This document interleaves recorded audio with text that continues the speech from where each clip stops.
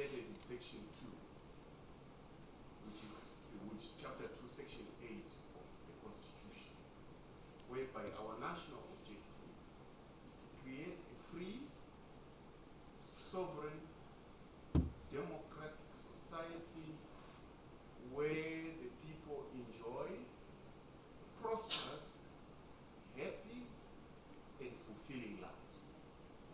So the aim of the foreign policy basically is to make Zimbabwe thrive within the Committee of Nations. Now, His Excellency undertakes visits.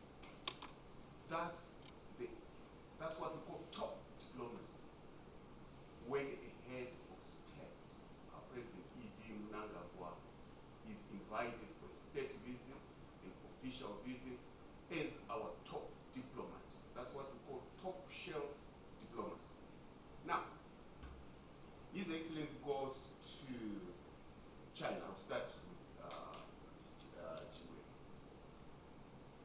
In China, we have upgraded our relationship. In the meeting, there's an upgrade of our relationship to a Zimbabwe-China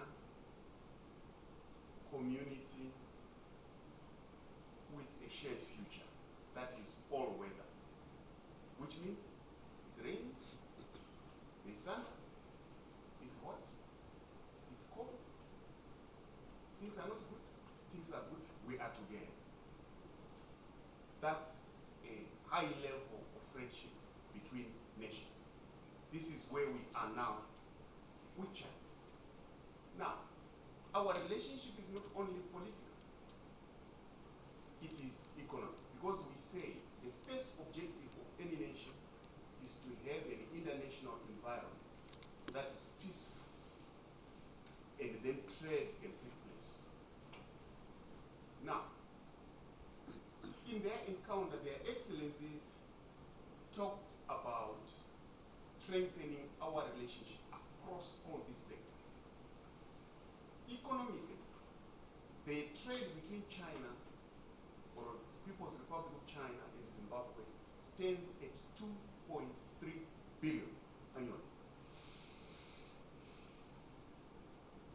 And Zimbabwe's exports to the People's Republic of China currently stand at 1 billion.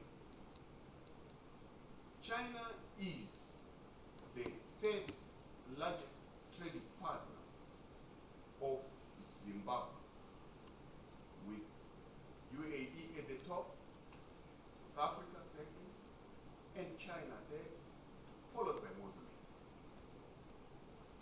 But with China, what is very clear is that our economic linkages are deeper, because a lot of investment, joint investment between Zimbabwe and China, you can see a lot, Wange 7 and 8, you can see Robert Mugabe International Airport, you can see Kariba, you can see a lot of large impact infrastructural projects that include our parliament, for example.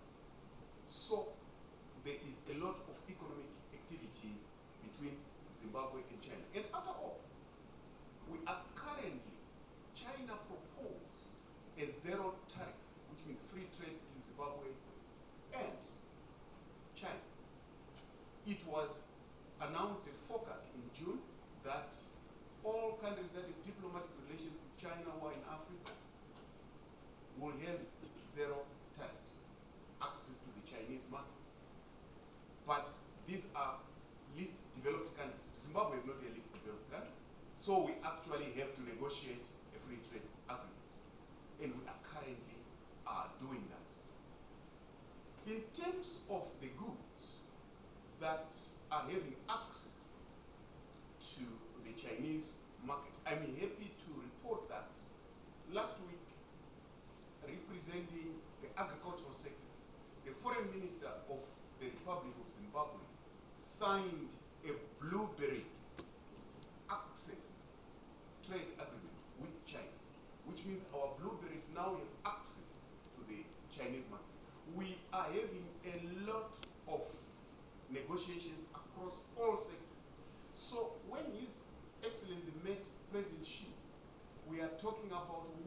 are doing very well together, and their excellencies formed a joint management committee to see how financial management is happening between Zimbabwe and the People's Republic of China, which is actually a movement towards closer relationship, bigger investments and bigger movements. China is by far one of the largest economies and most advanced economies. And we believe that our deep relations with China can only increase the wealth of Zimbabweans and the Chinese together. So I have explained the balance of trade between the two countries. We are currently exporting 1 billion, the Chinese 1.3 billion.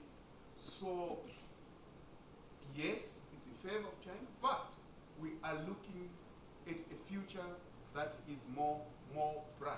Zimbabwe is open for business, and with this thrust and what was being said by Honorable Professor Mtilingwe is showing you that Zimbabwe is actually moving and moving very fast by analyzing ourselves first, and this translates to the international arena.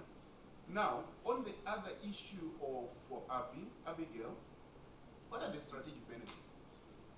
The strategic benefits are seen in Zimbabwe's foreign policy.